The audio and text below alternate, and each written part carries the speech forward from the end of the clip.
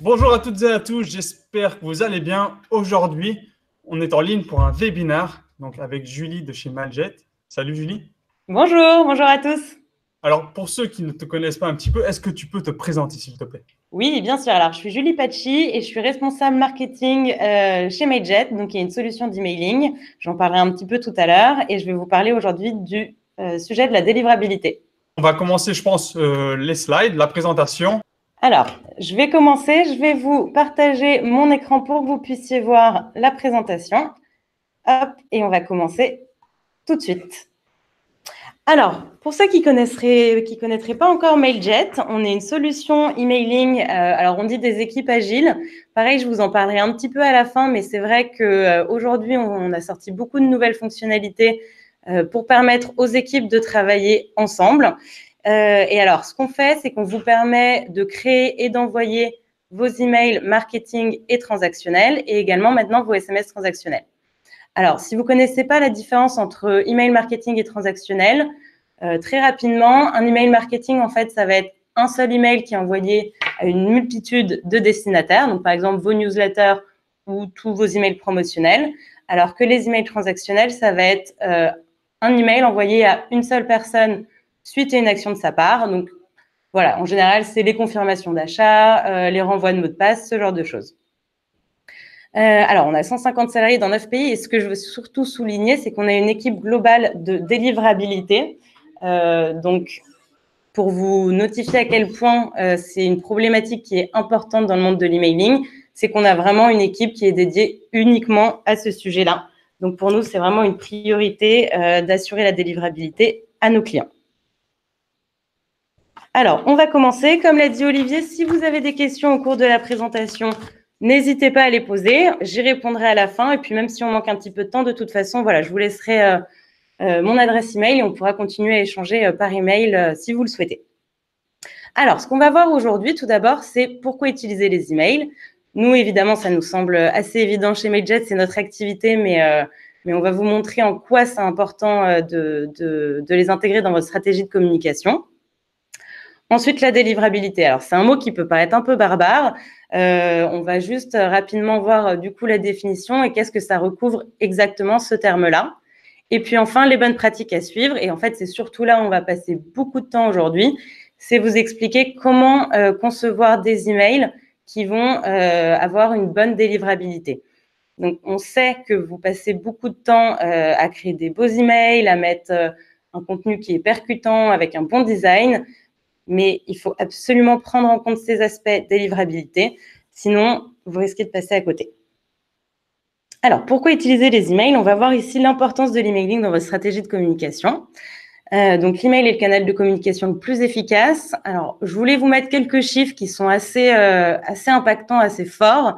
Aujourd'hui, on a la moitié de la population globale qui a une adresse email, donc pour vous dire que vous pouvez toucher vraiment énormément de monde.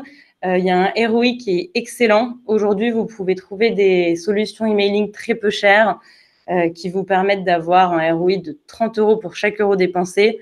Donc, c'est vraiment un retour sur investissement qui est incroyable.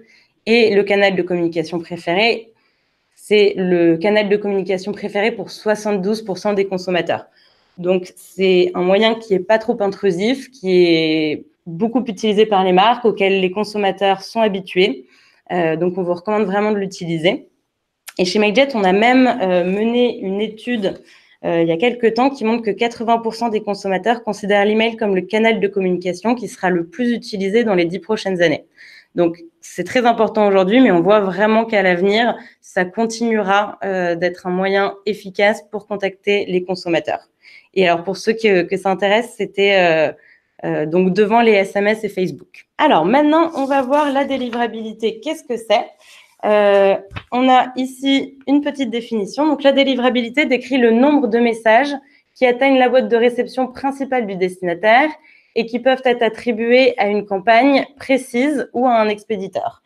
Donc, en gros, ce que ça veut dire, c'est que c'est les emails qui arrivent bien en boîte de réception principale et non dans les dossiers spam ou courrier indésirables de vos destinataires. Et ça, la délivrabilité dans le monde de l'emailing, c'est vraiment un enjeu qui est essentiel et sur lequel on essaye vraiment de sensibiliser nos clients pour qu'ils comprennent l'importance de la délivrabilité. Et alors, d'autres chiffres impactants, donc à l'échelle du monde, on estime que plus de 20% des emails sont perdus. Donc, c'est vraiment énorme. 20%, on voit qu'en Europe, on est dans la moyenne.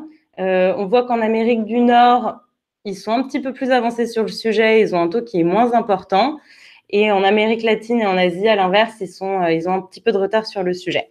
Mais voilà. Pourquoi est-ce qu'on a ces emails qui se perdent? En fait, on a des clients de messagerie, donc ça va être des Gmail, Outlook, etc., qui utilisent des filtres anti-spam.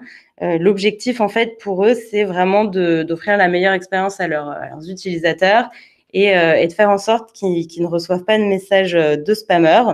Donc, ces filtres, ils se basent sur différents critères, donc pour juger le courrier entrant. Et c'est ça, en fait, qui fait que parfois, vous pouvez avoir un email qui est détecté comme étant du spam, alors que pour vous, c'est un email qui est parfaitement légitime. Donc, le but aujourd'hui, c'est de voir comment vous allez pouvoir construire des campagnes et faire comprendre à ces clients de messagerie que vos envois sont légitimes et que vous n'êtes pas un spammer. Alors, les bonnes pratiques à suivre. Donc, les filtres anti-spam peuvent fonctionner différemment selon les clients de messagerie. Donc, ça ne va pas forcément fonctionner pareil sur un Gmail que sur un Outlook, mais il y a quand même certains facteurs sur lesquels on sait qu'on va pouvoir avoir un impact. Donc, c'est ce qu'on va voir aujourd'hui. Les principaux points, ça va être le contenu et l'aspect de votre message. Et il y a également un autre point qui est très important, ça va être la qualité de vos listes et le ciblage. Donc, on verra aussi à la fin, il y a d'autres choses qui rentrent en compte, mais ça, c'est vraiment 2 points très importants et c'est là qu'on va se concentrer aujourd'hui. Alors, le contenu de votre message doit impérativement être adapté afin d'optimiser votre délivrabilité.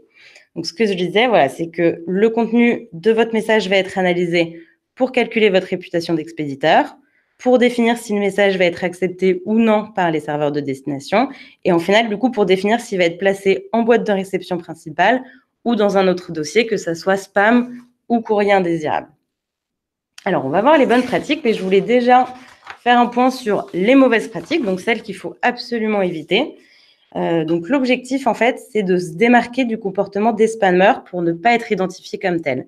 Et ce que font beaucoup les spammers, c'est de mettre des caractères spéciaux, donc des $, des points d'exclamation, des lettres majuscules. Donc, par exemple, écrire un objet tout en majuscules. Ça, c'est vraiment des choses sur lesquelles on veut que vous fassiez attention. C'est des mauvaises pratiques et il faut vraiment éviter de le faire au maximum. Si vous avez un point d'exclamation dans l'objet de votre mail, évidemment, ça ne posera pas de problème. Mais si vous avez 3 points d'exclamation avec tout un objet en majuscule, en général, ça risque d'alarmer les filtres anti-spam. Donc, faites attention. Et alors, certains mots ou expressions aussi qui sont beaucoup utilisés par les spammers. Alors ça, je voulais faire un petit point même dédié parce que c'est assez intéressant. Ça, évidemment, c'est une liste uniquement à titre indicatif. On ne vous dit pas d'éviter complètement ces mots-là, mais c'est quand même des mots à risque. Donc, on vous recommande de les utiliser avec parcimonie. Ils présenteront en fait davantage de risques s'ils sont dans l'objet plutôt que dans le corps de mail et surtout s'ils se répètent d'email en email. Donc, voilà, encore une fois, vous pouvez les utiliser avec parcimonie, évitez de les mettre dans tous vos emails et évitez de les mettre vraiment dans l'objet de votre email le plus possible. Voilà, maintenant, si vous ciblez une audience qui est engagée, donc une audience engagée, ça va être une audience qui ouvre vos emails, qui clique, qui éventuellement même vous répondent pour vous demander plus de précision ou vous faire un feedback. Si vous envoyez avec une bonne fréquence, donc régulièrement, voilà, à peu près le même nombre d'emails, ça ne devrait pas te poser de problème. Mais voilà, on vous invite quand même à en prendre connaissance et dans la mesure du possible, à éviter d'utiliser ces mots-là. Maintenant, à l'inverse, donc les bonnes pratiques à suivre. Donc, le plus important, moi, c'est quelque chose que je ne savais pas avant d'arriver chez Mailjet. Et en fait, c'est vraiment essentiel dans le monde de l'emailing. C'est de respecter un certain ratio texte-image. Donc, ça va être à peu près du 70-30. Donc, 70% de texte et 30% d'images. C'est pas une science exacte, mais voilà, visuellement, en tout cas, c'est important que votre email contienne plus de texte que d'images. Voilà, on vous recommande d'éviter de mettre uniquement des grandes images. Encore une fois, c'est souvent un comportement de spammer. Et au-delà de ça, de toute façon, il y a toujours un risque quand vous envoyez un email, malheureusement, c'est que les images ne s'affichent pas bien. Donc, si dans votre email, c'est uniquement une image qui contient et le texte et les différents éléments de votre email, vous prenez le risque que votre destinataire ne reçoive rien du tout. Donc, ni le texte, ni les images. Et là, ça va être dangereux pour votre stratégie emailing. On vous recommande également d'alterner texte-image, donc pas mettre que du texte au début, que des images à la fin, mais voilà, d'alterner un peu les deux et puis surtout d'optimiser le poids des images. Donc, c'est ce qu'on voit là sur la slide au deuxième point. De manière générale, faites attention au poids global de votre email. Et en général, on sait que c'est les images qui pèsent assez lourd et qui risquent d'augmenter le poids total de votre email. Donc ça, il y a des outils qui existent, type Litmus, je ne sais pas si vous connaissez, qui vous permettent de voir le poids de votre email. En général, on recommande d'avoir un email en dessous de 500 KO. Vraiment au-dessus de 1000, c'est trop. Donc faites attention. Et si vous voyez que votre email pèse très lourd, essayez d'optimiser vos images pour réduire au plus possible le poids de cet email. Utilisez un objet court. Alors, ce qu'on appelle court, c'est entre à peu près 35 et 50 caractères. Au-dessus de 50 caractères, ça va être long. Et en plus, en fait, le but, c'est d'avoir un objet qui est percutant. Donc, c'est pas toujours évident de faire passer votre message en peu de mots, mais voilà, essayez le plus possible de le réduire. Surtout qu'aujourd'hui, on sait qu'il y a énormément de lecteurs qui lisent leur email sur mobile. Et en plus, si c'est trop long, ça ne va pas s'afficher sur mobile. Donc, que ce soit pour optimiser votre délivrabilité ou pour améliorer l'expérience de vos utilisateurs, utilisez un objet court. Et enfin, inclure un lien de désinscription. Donc ça, pareil, c'est indispensable déjà pour ne pas frustrer vos utilisateurs. Et surtout, aujourd'hui, c'est obligatoire. Donc, c'est la loi. Si vous n'incluez pas de lien de désinscription, vous risquez de vous faire retoper. Donc, pensez absolument à l'inclure. Et nous, chez Mailjet, vu que c'est légalement obligatoire, c'est quelque chose qui est d'office inclus dans les emails. Vous ne pouvez pas faire partir un email de marketing s'il n'y a pas ce fameux lien de désinscription. Alors, voilà pour le contenu et l'aspect du message. Donc, c'était vraiment les points les plus importants. Maintenant, on va également voir, et c'est vraiment un aspect qui est essentiel, c'est peut-être même le plus important, la qualité des listes de contacts et le ciblage. Donc, c'est vraiment des aspects qui sont primordiaux pour optimiser votre délivrabilité. Donc, on vous invite à constituer et à maintenir une liste de contacts de qualité. Alors, pour collecter selon les bonnes pratiques, qu'est-ce que c'est? Donc déjà, on vous invite à... si vous récoltez les informations, donc particulièrement pour une inscription à votre newsletter, on vous invite à faire un formulaire assez court, c'est-à-dire à uniquement avoir les champs qui sont nécessaires au traitement de la donnée. Faites des phrases très claires. Donc, il faut que quand la personne s'inscrit, il faut qu'elle comprenne très clairement ce à quoi elle souscrit. Donc, je comprends, par exemple, qu'en m'inscrivant à cette newsletter, je recevrai une fois par semaine des informations de la marque. Donc, voilà, il faut que ce soit très clair pour elle, ce à quoi elle s'inscrit. Pas de case précochée. Alors, surtout, si c'est un formulaire, donc par exemple pour s'inscrire sur votre site, et que vous proposez en plus d'utiliser ces informations pour envoyer des newsletters, surtout ne mettez pas de case précochée. Il faut que la personne coche d'elle-même la case. Il faut vraiment que ça soit un acte clair de la personne. Et alors, c'est pas obligatoire, mais on le recommande vivement chez Mailjet, c'est de mettre en place une procédure de double opt-in. Double opt-in, ça veut dire quoi? Ça veut dire récupérer une première fois le consentement de la personne, donc par exemple avec cette case à cocher, et une deuxième fois, ensuite, lorsque vous l'aurez envoyé un email, lui demander de cliquer pour reconfirmer son consentement. Donc, l'avantage là, il est double. Donc, déjà, vous êtes absolument sûr que la personne a consenti à recevoir vos emails. Il n'y a plus aucun doute possible sur son consentement. Et surtout, vous êtes sûr d'avoir des listes propres parce que si la personne a cliqué sur l'email, ça veut dire que son adresse email était correcte. Donc, vous ne risquez pas d'avoir d'adresse email erronée dans votre liste de contacts.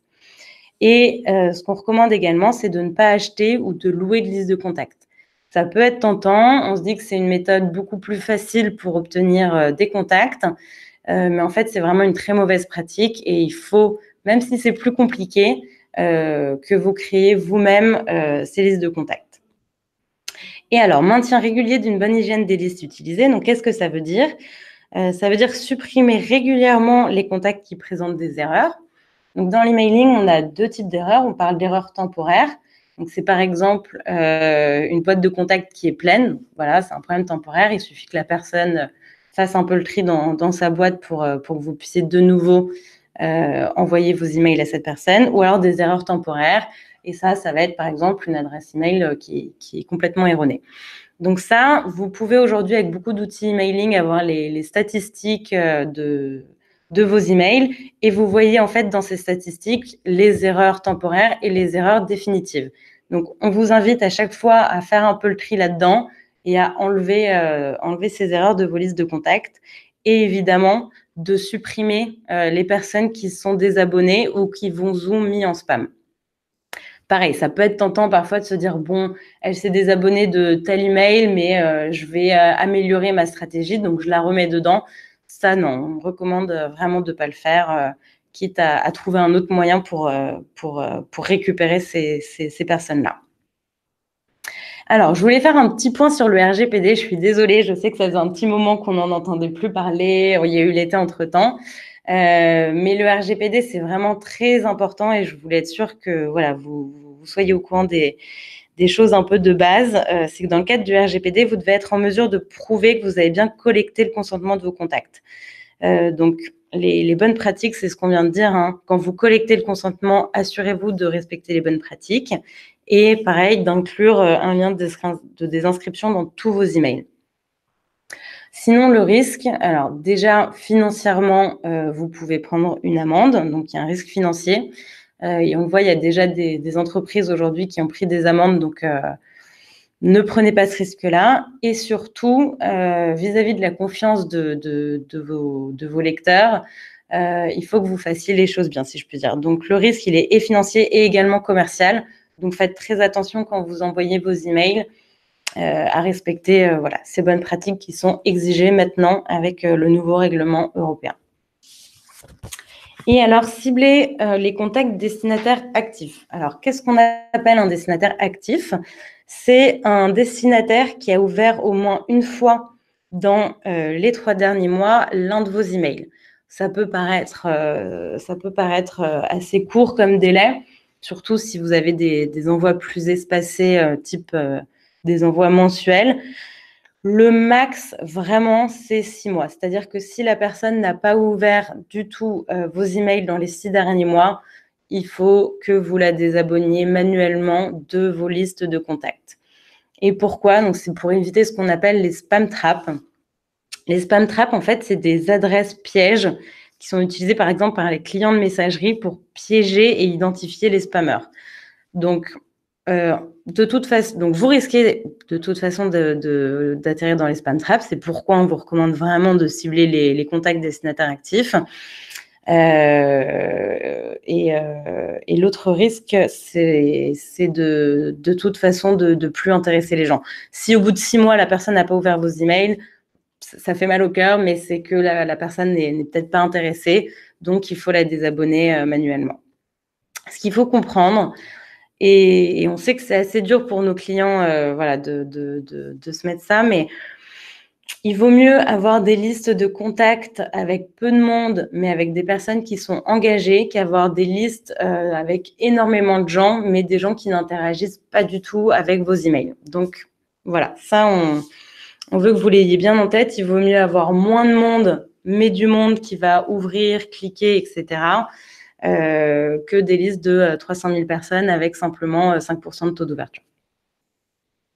Voilà, donc ça, encore une fois, on a vu, c'était les 2 aspects les plus importants. On va faire un petit récap. Donc, pour améliorer la délivrabilité de vos emails, donc il y a le contenu et l'aspect du message qui sont importants, la qualité des listes de contacts et le ciblage, mais il y a également d'autres éléments donc, sur lesquels je vais passer rapidement là. Il y a également la fréquence et la pertinence des emails. Donc, dans l'idéal, ce qu'on vous recommande, c'est d'envoyer le même volume tous les jours ou toutes les semaines ou tous les mois selon la fréquence de vos emails. On sait que c'est pas toujours évident, forcément, en fonction de votre activité, de l'actualité ou des différents événements saisonniers qu'il y a dans l'année. Il y a des périodes où vous allez forcément plus envoyer. Mais voilà, encore une fois, dans la mesure du possible, évitez d'avoir des pics d'envoi. Donc, essayez d'envoyer à la même fréquence, à la même proportion de contacts. Sinon, ça risque un peu d'alerter les filtres anti-spam des clients de messagerie. La réputation de l'expéditeur, en fait, la réputation de l'expéditeur, tout simplement, elle va être calculée selon tout ce qu'on vient de voir. Donc, selon la qualité de vos listes, selon la manière dont vous construisez votre message, selon la fréquence à laquelle vous envoyez. Vous allez avoir un score de réputation qui va vous être attribué en tant qu'expéditeur. Et ça va impacter au moment où votre email va arriver au niveau des clients de messagerie pour définir si vous allez arriver en boîte de réception principale ou dans la boîte spam de vos destinataires. Et alors, je sais qu'on a souvent la question quand on en parle de comment calculer, comment justement connaître cette réputation d'expéditeur. Aujourd'hui, vous avez des outils qui existent qui vous permettent de connaître cette réputation d'expéditeur. En général, si vous êtes un peu curieux, allez-y, ça peut être intéressant de voir justement comment vos messages sont interprétés par les différents clients de messagerie. Et configuration technique, alors ça, on ne va pas rentrer trop dans le technique aujourd'hui, mais ce qu'on conseille vraiment à tous nos clients, à tous ceux qui envoient des emails, c'est d'authentifier vos domaines avec ce qu'on appelle SPF et DKIM. Alors, en fait, ça sert à informer les clients de messagerie que les emails qui ont été envoyés sont bien envoyés par un expéditeur légitime et sans usurpation d'adresse. Donc ça, pareil, on a toute une documentation. C'est très simple finalement pour effectuer cette configuration technique et on vous recommande de prendre le temps de le faire. C'est très rapide en plus et ça va vraiment vous permettre d'améliorer votre délivrabilité. Alors, en équipe, je l'ai un peu mentionné au début, on sait en fait que l'envoi d'emailing est un peu une activité d'équipe. Donc nous, par exemple, chez Mailjet, alors moi, je vais rédiger le contenu, mais je vais avoir ma designeuse qui va créer un joli header, un joli footer, qui va mettre des jolies images. On a la directrice marketing qui, elle, va valider l'ensemble. Et en fait, on s'est rendu compte que c'était un peu compliqué aujourd'hui de créer des emails à plusieurs. Et c'est pour ça qu'on a lancé un ensemble de fonctionnalités collaboratives. On est super fiers de ces fonctionnalités parce qu'on est les premiers à les utiliser. Et on se rend compte que nos clients, c'est pareil, ça change vraiment la donne. Et notamment, justement, quand il y a des notions de délivrabilité qui rentrent en jeu, c'est vraiment important de travailler main dans la main pour être sûr de construire un email qui va respecter toutes ces normes qu'on vient de voir. Donc, pour vous en parler un petit peu aujourd'hui, donc il y a la collaboration en temps réel, ça veut dire travailler à plusieurs en même temps sur les emails. Donc, ceux qui travaillent avec Google Doc, ça va vous rappeler très vite Google Doc, c'est-à-dire voir les initiales des gens qui sont en train de travailler, voir les modifications en temps réel de votre collègue. Sur l'email, s'il y a une section sur laquelle votre collègue travaille, ça va être bloqué. Donc, l'avantage, c'est que vous n'allez même pas écraser leurs modifications. Donc, ça, c'est vraiment hyper important. Les commentaires, pareil, comme Google Doc, en fait, c'est hyper pratique. Vous n'avez plus besoin d'aller soit passer un coup de fil ou alors aller sur Slack ou envoyer un email pour faire vos commentaires. Vous faites tout directement au sein de l'outil et tout est fait au même endroit. Et vous gagnez un temps, vous gagnez un temps précieux lorsque vous allez concevoir vos emails.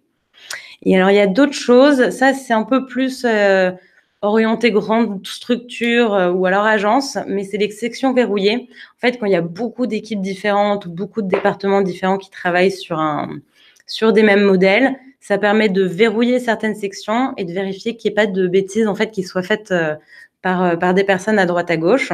Et en fait, ça permet de contrôler vraiment votre image de marque. Donc comme ça, vous verrouillez par exemple votre header et vous êtes absolument certain que ça respecte votre charte graphique et qu'il n'y a pas un email qui va partir avec un design complètement différent et qui risquerait de poser problème. Et enfin, demande de publication. Donc ça, tout simplement, voilà, au lieu d'envoyer un mail ou d'appeler, voilà, ce que je disais tout à l'heure, vous envoyez directement une demande de validation au sein de l'outil. Ça arrive auprès du manager ou de la personne en tout cas en charge de valider l'email.